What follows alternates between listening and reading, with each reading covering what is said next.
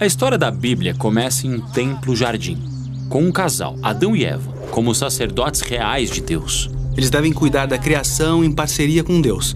E esse lugar onde céu e terra se encontram está cheio da bênção de Deus. Mas Adão e Eva foram enganados por uma criatura e foram exilados da presença de Deus. Perderam sua vocação como sacerdotes.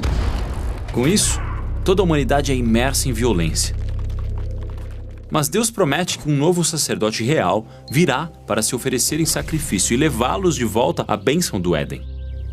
Mais tarde encontramos um outro casal, Abraão e Sara. Deus promete que, por meio de sua família, o sacerdote real virá para restaurar a bênção do Éden, não só para eles, mas para todas as nações. Então é essa família que dá origem ao povo de Israel. Eles acabam indo para o Egito e se tornam escravos sob o violento governo do rei deles, o faraó. Então Deus escolhe Moisés para representá-lo diante do faraó e ser um mediador em favor de Israel. Moisés confronta o faraó e liberta Israel da escravidão, levando-os pelo deserto até chegarem ao Monte Sinai. Ali Deus aparece a todos os israelitas e os convida a se tornarem um reino de sacerdotes. Então ele está convidando a todos para serem sacerdotes como Adão e Eva no Éden. Certo, mas eles ficam com medo de Deus e não se aproximam de sua presença. Então Moisés sobe sozinho ao topo do monte. E lá Moisés recebe os famosos 10 mandamentos. Sendo os 2 primeiros: adore somente Yahweh e não faça estátuas de ídolos. E Moisés vê coisas muito incríveis lá em cima. Ele vê o templo celestial de Deus e também uma planta dele, chamada de O Modelo. Certo, a orientação para a construção do tabernáculo. Sim, ele foi projetado como um modelo simbólico do Éden. É um lugar onde céu e terra se encontram. Depois, Moisés vê outra coisa, o modelo de uma figura humana gloriosa. O sumo sacerdote que trabalhará no tabernáculo. Certo, e apenas esse sacerdote pode entrar e sair do espaço sagrado em nome dos outros. Ele está de branco, usa uma coroa e está brilhando com joias. Ele é uma imagem do sacerdote real que esperamos. Mas o homem chamado a ser primeiro sumo sacerdote de Israel é o irmão de Moisés, chamado Arão. Enquanto Moisés vê tudo isso, no pé da montanha, Arão está desviando o povo, fazendo uma imagem idólatra de Deus.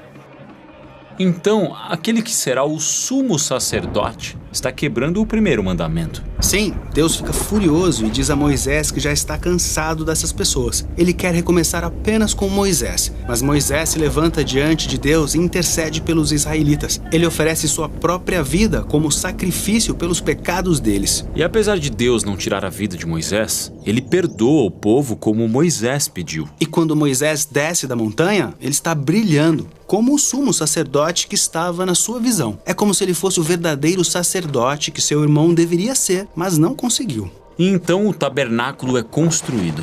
E a família de Arão entra no sacerdócio. Sério? Mesmo com tudo isso? Sim, e as coisas ficam ainda piores. Deus dá a Arão e seus filhos instruções muito claras sobre como agir sendo sacerdotes. E logo no primeiro dia de serviço, os 2 filhos de Arão violam as ordens de Deus. E como estão em um lugar de grande privilégio e responsabilidade, Deus é severo com eles. Eles morrem dentro do tabernáculo. As coisas não vão bem para o sacerdócio de Arão. Certo. Arão e seus filhos falharam em sua função sacerdotal, e isso nos leva a pensar, talvez o povo de Deus precise de um sacerdócio diferente. Talvez um mais parecido com o de Moisés, que ofereceu sua própria vida a Deus. Sim, mas apesar de ser ótimo, Moisés também não obedece totalmente a Deus. Então ele e Arão morrem fora da terra prometida a Abraão.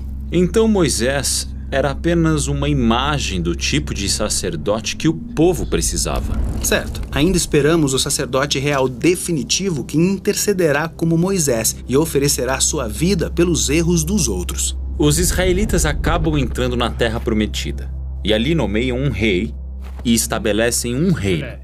Talvez agora o sacerdote real de Deus chegue. Isso nos leva ao rei Davi e veremos sua história a seguir.